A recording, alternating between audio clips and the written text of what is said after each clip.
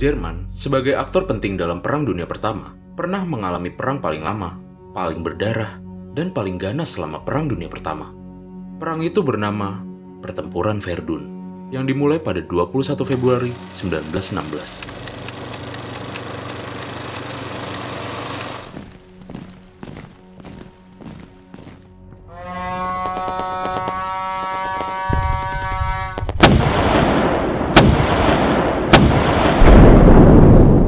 Kekaisaran Jerman yang percaya diri dengan kekuatannya, serta persiapannya yang matang, merasa perang tersebut akan berlangsung singkat. Namun faktanya, pertempuran itu berlangsung jauh lebih lama dari yang dibayangkan. Jerman dan Prancis yang jadi aktor utamanya berperang selama 10 bulan.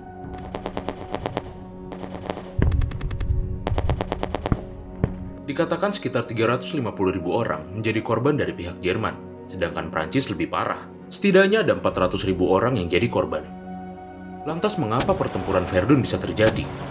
Lalu mengapa perang tersebut bisa berlangsung begitu lama? Kencangkan sabuk pengaman, kita akan segera mundur ke masa lalu untuk melihat salah satu pertempuran paling lama, paling berdarah, dan paling ganas selama Perang Dunia Pertama, Pertempuran Verdun.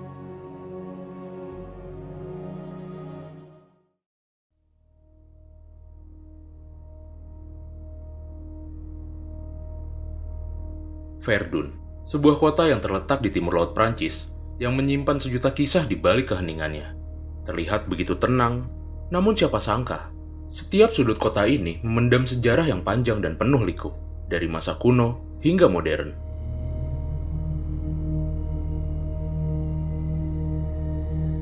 Di masa lalu, sebelum penaklukan Romawi, Verdun adalah rumah bagi bangsa Galia, sebuah masyarakat yang dikenal sebagai petani, pengrajin, dan pejuang yang tangguh. Mereka mendirikan kota ini di perbukitan yang memberikan perlindungan alami dan menamainya Verdun, yang dalam bahasa Galia berarti kota berbenteng atau benteng yang kuat. Ketika Romawi datang dan menguasai wilayah ini, Verdun menjadi lebih dari sekedar kota kecil. Di bawah kendali Kekaisaran Romawi, Verdun memainkan peran penting dalam jaringan kota-kota di wilayah Galia. Bukan hanya sebagai pusat administrasi, Verdun juga menjadi simpul perdagangan yang vital, berkat posisinya yang strategis di tepi Sungai Meuse. Begitu banyak hal yang terjadi di Verdun. Jika pada abad pertengahan, kota Verdun menjadi pusat keagamaan, politik ekonomi, dan juga menjadi saksi bisu terbaginya Kekaisaran Karoling menjadi 3 bagian. Lalu pada awal abad ke-20, tepatnya pada tahun 1916, kota yang pernah begitu indah dan damai berubah menjadi neraka selama 10 bulan.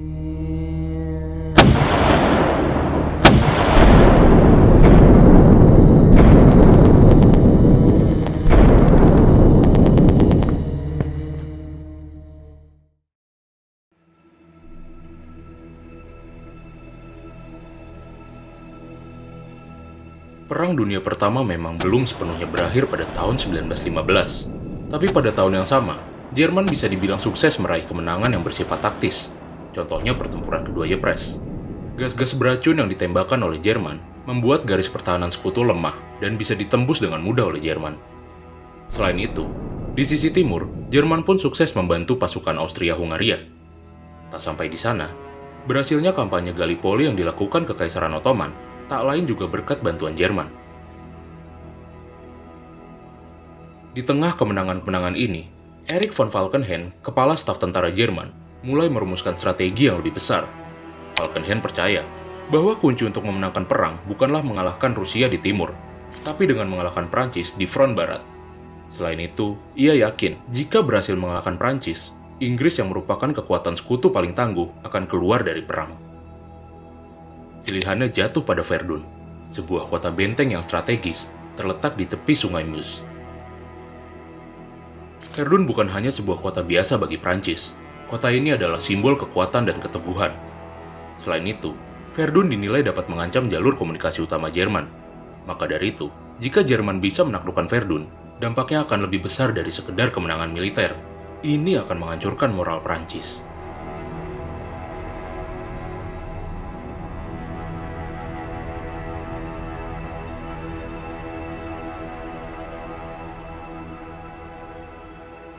Tanggal 24 Desember 1915, keputusan akhir dibuat. Jerman akan menyerang Verdun. Persiapan dilakukan dengan sangat rahasia, bahkan sampai tak diketahui oleh tentara lainnya. Lebih dari 1.200 artileri disiapkan untuk menghancurkan garis depan Prancis.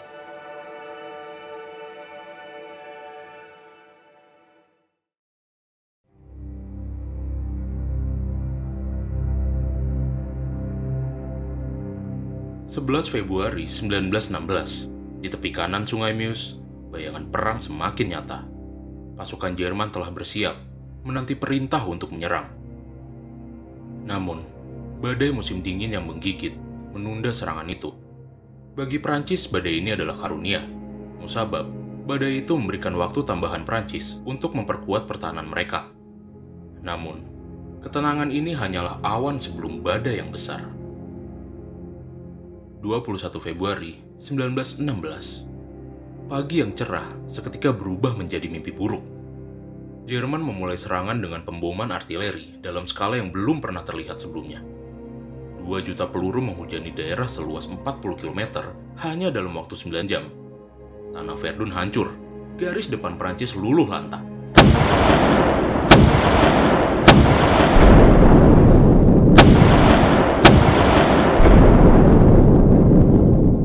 Seakan belum yakin akan kemenangannya, saat sore hari, infanteri Jerman maju. Mereka mengintai kerusakan yang telah mereka buat, memastikan setiap sudut telah hancur. Jika ada yang tersisa, artileri kembali berbicara.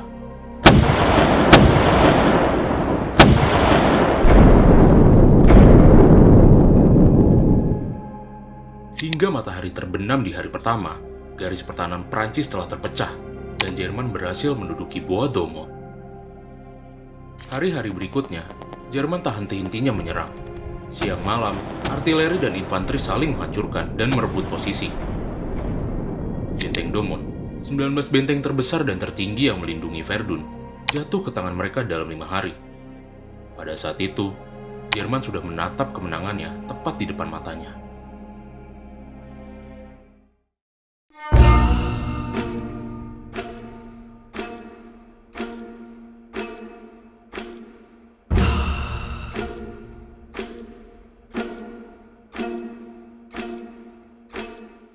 Setelah benteng terpenting di garis pertahanan direbut, di malam 25 Februari 1916, sosok yang dikenal sebagai ahli pertahanan, Jenderal Philippe Pétain, tiba di Verdun. Dia ditunjuk untuk memimpin Angkatan Darat kedua Prancis. Jerman mencoba menciptakan zona kematian yang tidak dapat ditembus oleh satu pihak pun. Awan baja, besi tuam, pecahan peluru, dan gas beracun menyebar ke hutan, jurang, parit, dan bunker kami. Apa yang dilakukan Jerman menghancurkan segalanya, ungkap Pétain, menggambarkan hari-hari pertamanya di Verdun. Meski tahu bahwa Jerman sudah menghancurkan segalanya, Pétain, sang ahli strategi, memilih untuk menahan keinginannya untuk merebut kembali benteng yang hilang. Ia lebih memilih untuk fokus mempertahankan yang tersisa di tepi kanan Sungai Meuse. Dia juga menjaga jalur suci, satu-satunya jalur logistik yang tersisa.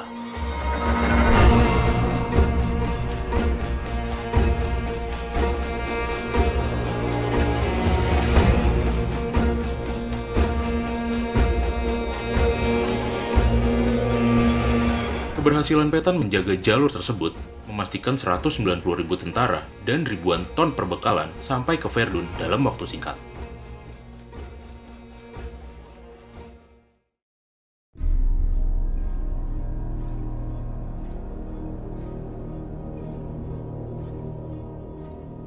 Kehadiran Pétain sukses membuat berantakan rencana Jerman yang semula ingin mengakhiri perang dengan cepat.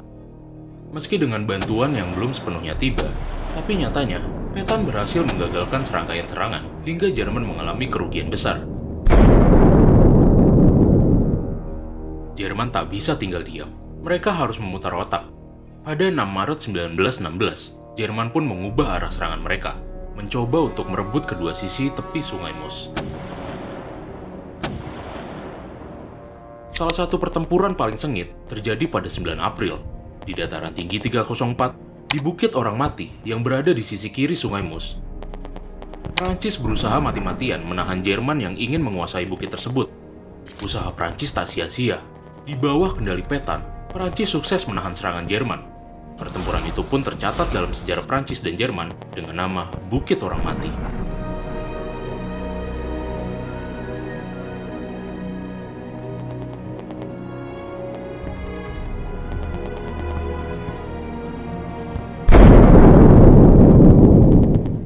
Sekarang kita beralih ke sisi kanan Sungai Mus. Benteng Wu adalah sasaran serangan Jerman. Nasib yang sama dirasakan oleh Jerman. Prancis bertahan mati-matian menghadapi gempuran serangan Jerman. Hingga akhirnya, benteng tersebut pun tak berhasil mereka rebut, membuat Jerman terjebak dalam kebuntuan yang melelahkan. Namun perang belum usai. Jerman kembali memutar otak, menyusun rencana untuk merespon kebuntuan yang mereka hadapi. Di sisi lain, melihat Jerman dalam keadaan terdesak, Prancis malah melakukan perombakan di posisi pemimpin. 1 Mei 1916, Jenderal Robert Nivelle menggantikan Pétain sebagai Komandan Angkatan Darat Kedua Prancis. Bukan tanpa sebab Pétain digantikan oleh Nivelle. Saat itu, Pétain dipromosikan menjadi Komandan Pusat Grup Angkatan Darat. Tapi selain itu, ternyata pemerintah Prancis nyatanya ingin memanfaatkan strategi Nivelle yang lebih ofensif dan agresif. Setelah kedua belah pihak selesai melakukan persiapan, pertempuran Verdun kembali dimulai. Namun dengan intensitas yang jauh lebih tinggi. Saat itu, kondisi di Verdun terlihat makin mirip dengan neraka, dengan artileri sebagai primadonanya.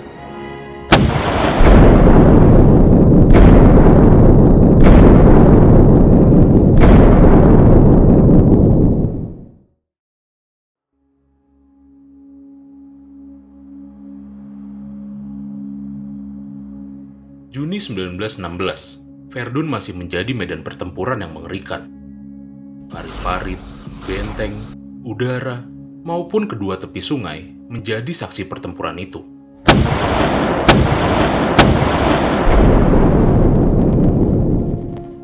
Di bawah komando Nivelle, pasukan Prancis melakukan serangkaian serangan lokal. Keberhasilannya bervariasi, terkadang maju, terkadang harus mundur dengan cepat. Namun satu hal yang pasti, kendali penuh masih berada di tangan Jerman. Tanggal 23 Juni 1916, Jerman berhasil merangsek lebih jauh, merebut dua titik penting di garis pertahanan Prancis di tepi kanan Sungai Mus. Tak cukup sampai di sana, mereka juga berhasil menaklukkan Benteng Wu dan Cumo, dua benteng yang menjadi benteng terakhir Prancis.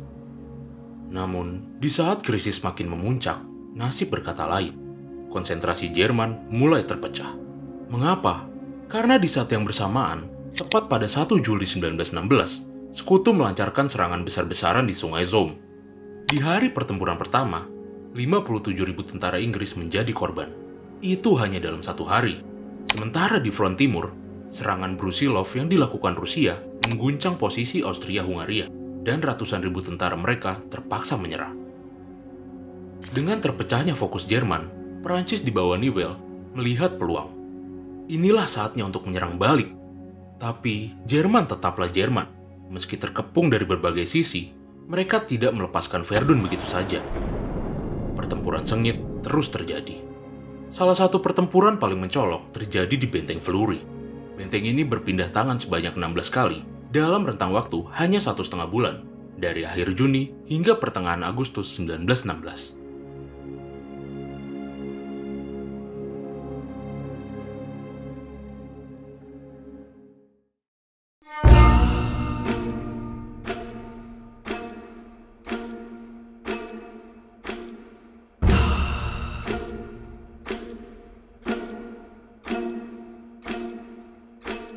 Meskipun fokusnya terbagi ke beberapa pertempuran, Jerman masih belum menyerah. Namun Prancis yang telah menyadari bahwa pertahanan terbaik adalah menyerang, mulai bergerak. Mereka pun membawa pertempuran Verdun ke babak akhir. Di penghujung Oktober 1916, Prancis memutuskan untuk mengakhiri pertempuran ini dengan satu serangan besar-besaran. Dipimpin oleh Nivelle, mereka memulai dengan serangan artileri yang dahsyat di sepanjang garis depan yang membentang sejauh 7 km, mirip seperti yang dilakukan Jerman pada hari-hari awal Perang Verdun. Di saat yang bersamaan, Prancis juga menyerang Benteng Domo dengan senjata 400 mm jenis baru.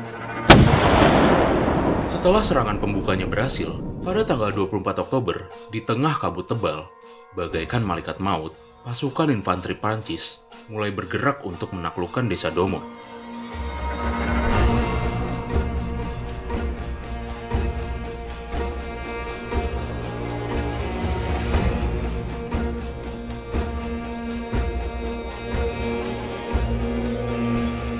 Tak butuh waktu lama, Jerman yang sudah kehilangan sebagian kekuatannya di sana pun bertekuk lutut di hadapan pasukan Prancis. Kemenangan ini membuka kemenangan lain bagi Prancis. Pada 2 November, Prancis berhasil mendapatkan kembali 2 desa lainnya, usai Jerman memilih mundur. Namun, kemenangan ini bukanlah akhir. Prancis masih harus menghadapi pertempuran terakhir yang akan memaksa Jerman kembali ke posisi semula. Pada tanggal 18 Desember 1916, serangan terakhir Prancis berhasil. Mereka menembus pertahanan Jerman dan merebut kembali wilayah yang hilang, serta menahan lebih dari 11.000 tentara Jerman.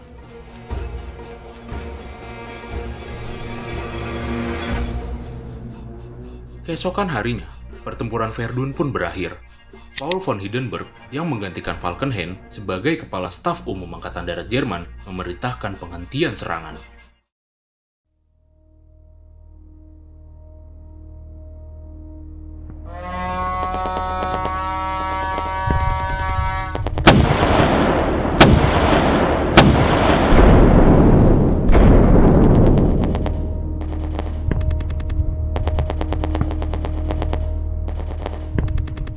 Setelah 10 bulan, pertempuran Verdun resmi berakhir. Tapi, apakah ada yang benar-benar menang di Verdun? Jerman mungkin gagal mencapai tujuan utamanya, yaitu membuat Prancis menyerah dan mengakhiri perang. Namun, Prancis juga mengalami kerugian besar, dengan ratusan ribu prajurit yang gugur demi mempertahankan Verdun, sebuah kota yang sejak lama selalu terseret dalam konflik karena letak geografisnya. Verdun, sebuah simbol dari keberanian, penderitaan, dan pengorbanan di tengah perang yang tak mengenal belas kasihan. Sebuah pengingat bahwa dalam perang, meski ada yang disebut sebagai pemenang, luka dan kerugian yang ditinggalkan selalu tak terbayang.